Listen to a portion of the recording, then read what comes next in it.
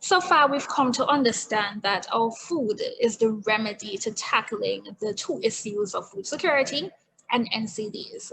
But what type of food should we be eating to combat these NCDs? And using a food systems lens, how do we increase production and consumption of these types of foods to become more food secure? Hmm. That's a big one. That's a whole module in my class. But nevertheless, let me start by saying what the book does. The book actually tells us the kinds of foods. Let me just say simply, we need more plant-based foods. Okay, we need more to consume, to grow, to have available, have accessible, and consume more plant-based foods. What we have done in the book, we have been able to show that and identify the foods that are high in fiber, high in vitamin A, vitamin C, high in iron, low in sodium, low in cholesterol, low in saturated fats, because these are the foods that will tackle the chronic diseases. The point I'm making there is that when we highlight those foods, we know that what I was talking about, the highs in those and the lows in those, directly relate to chronic diseases, NCDs. And that is what the book is about. And you can look across the different foods and you can see which ones has the highest amounts of this and that. And the reason is because, like vitamin A and C, they are very good antioxidants. They're very good anti-diabetic. They're very good anti-inflammatory foods that can be consumed. And that's why we're highlighting it. Some of them, evidence is growing that they stifle cancer cell growth, you know, and they can reduce blood pressure and so on. So that's the beauty of the book. And it's written in a very simple, easy to understand way.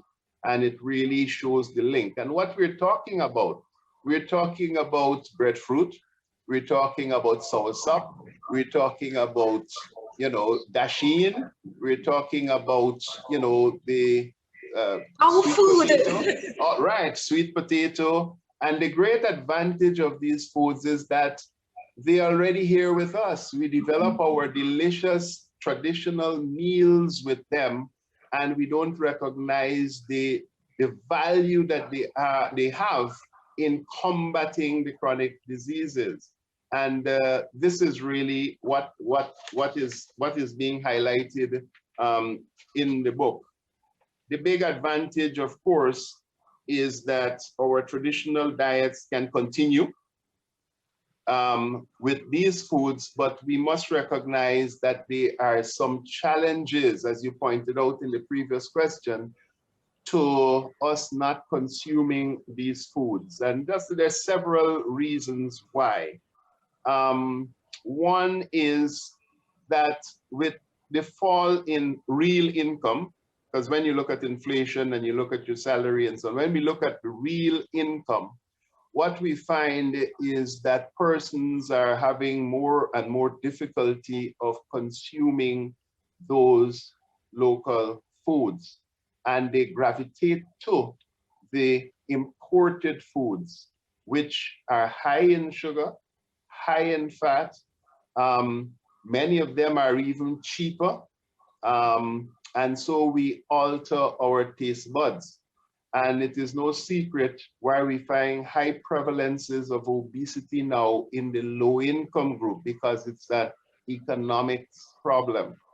Okay, so this is one of the challenges that we have. The other transition that we notice as well is the urbanization that has been taking place in our Caribbean countries. It's not something that rings a bell and announces itself, but what has been happening decade by decade is that our populations have become more and more urbanized, which changes the whole culture, the roles that persons have in society, the types of job, the transportation networks, and what we eat with the fast moving lifestyles that we have. And sadly, it is against the consumption of the local foods, and we find the emergence of the ready to eat, the quick serve type of meal. So urbanization, the fall of incomes, the roles that person is a whole range of things, but those are two that I would highlight for the Caribbean that have been major in terms of interrupting our consumption of the traditional foods that we love so much and disappearing from our dinner tables.